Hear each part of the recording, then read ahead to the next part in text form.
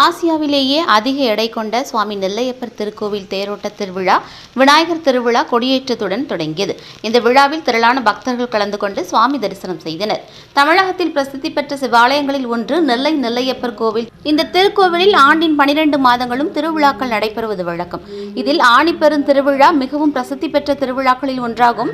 இந்த திருவிழாவின் சிகர நிகழ்ச்சியான தேரோட்டத்தின் போது ஆசியாவிலேயே அதிக எடை கொண்ட சுவாமி நெல்லையப்பர் திருத்தேர் நெல்லை டவுன் 4 ரத வீதிகளிலும் வலம் வரும்.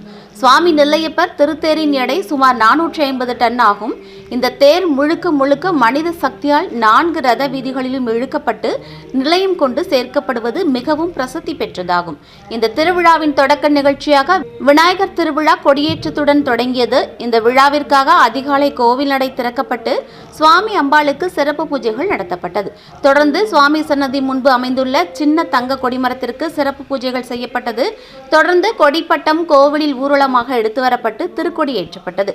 பின்னர் கொடிமரத்திற்கு பால், தயிர், மஞ்சள், இளநீர் உள்ளிட்ட 16 வகையான அபிஷேக திரவியங்கள் கொண்டு சிறப்பு அபிஷேகமும் மகா தீபாராதனையும் நடைபெற்றது. இந்த திருவிழா தொடங்கி 6 நாட்கள் நடைபெறும். இந்த திருவிழாவின் போது விநாயகர் பெருமானுக்கு சிறப்பு அபிஷேக அலங்கார தீபாராதனைகளும் நடைபெறும். இதனைத் தொடர்ந்து முதலில் மூவர் திருவிழா, சந்திரசேகரர் பவானி அம்பாள் திருவிழா ஆகியவை நடைபெறுகிறது. வரும் 13ஆம் தேதி ஆணி பெருந்திருவிழா கொடியேற்றத்துடன் தொடங்குகிறது. விநாயகர் திருவிழா தொடக்க நிகழ்வில் திரளான பக்தர்கள் கலந்து கொண்டு சுவாமி தரிசனம் செய்தனர்.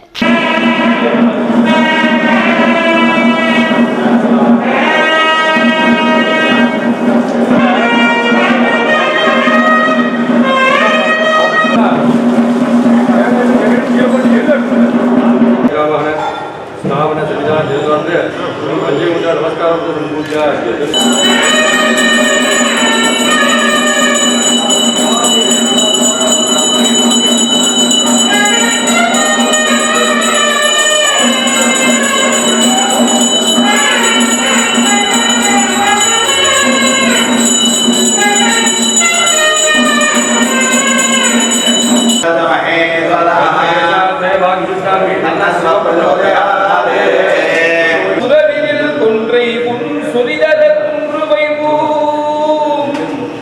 செலுந்தி சொம்பல் பலரு திருநெல் வேலி உரை செல்வ